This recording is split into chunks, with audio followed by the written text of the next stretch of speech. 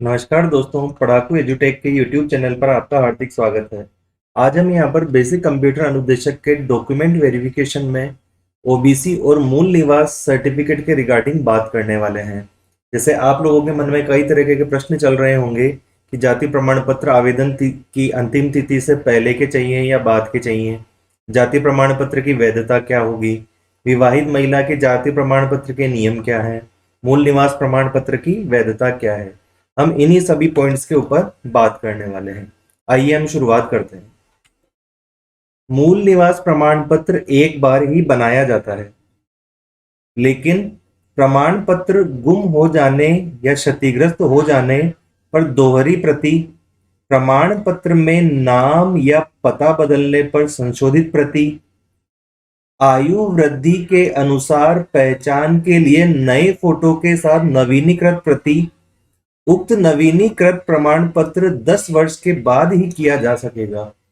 इस तरीके से जो 10 वर्ष की वैलिडिटी का जो कॉन्सेप्ट आता है कि कई लोग कहते हैं कि मूल निवास प्रमाण पत्र 10 वर्ष के लिए ही मान्य होता है, तो ऐसा नहीं होता है। मूल निवास प्रमाण पत्र एक ही बार बनवाया जाता है, लेकिन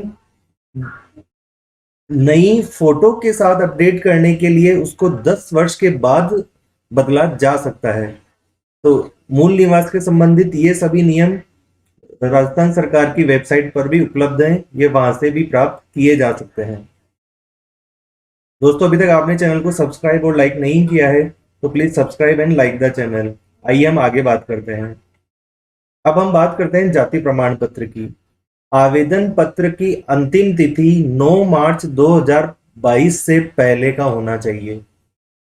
ओबीसी सर्टिफिकेट की वैधता 1 साल की होती है, परंतु एक बार बनवाने के बाद नॉन क्रिमिलियर में नहीं होने संबंधी तथ्य को अधिकतम 3 वर्ष तक शपथ पत्र देकर मान्यता दी जाती है।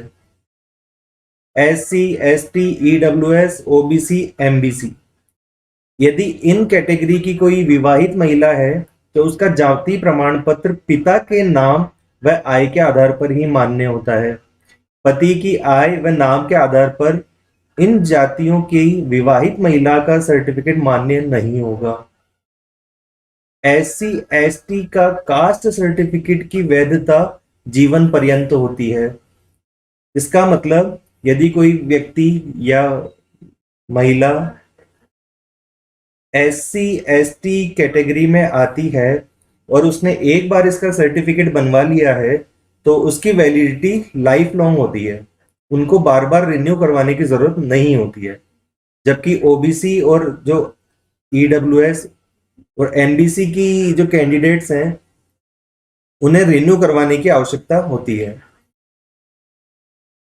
बोर्ड के द्वारा जो आधिकारिक नोटिफिकेशन जारी किया गया था उसमें भी ये क्लियर मेंशन है कि आवेदक का प्रमाण पत्र इस भर्ती के लिए आवेदन करने की अंतिम तिथि तक या इससे पूर्व का सक्षम प्राधिकारी द्वारा जारी किया गया हो।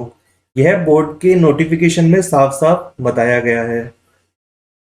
इसके अतिरिक्त राजस्थान सरकार के कार्मिक विभाग के द्वारा भी यह क्लियर मेंशन किया गया है कि किसी भर्ती हेतु अभ्यर्थी की श्रेणी के संबंध में उसकी पात्रता का मूल्यांकन आवेदन की अंतिम तिथि तक जारी किए गए प्रमाण पत्र के आधार पर ही किया जाए तथा भर्ती विज्ञापन में इस संबंध में स्पष्ट उल्लेख किया जावे ताकि भविष्य में इस संबंध में किसी प्रकार का विवाद उत्पन्न नहीं हो।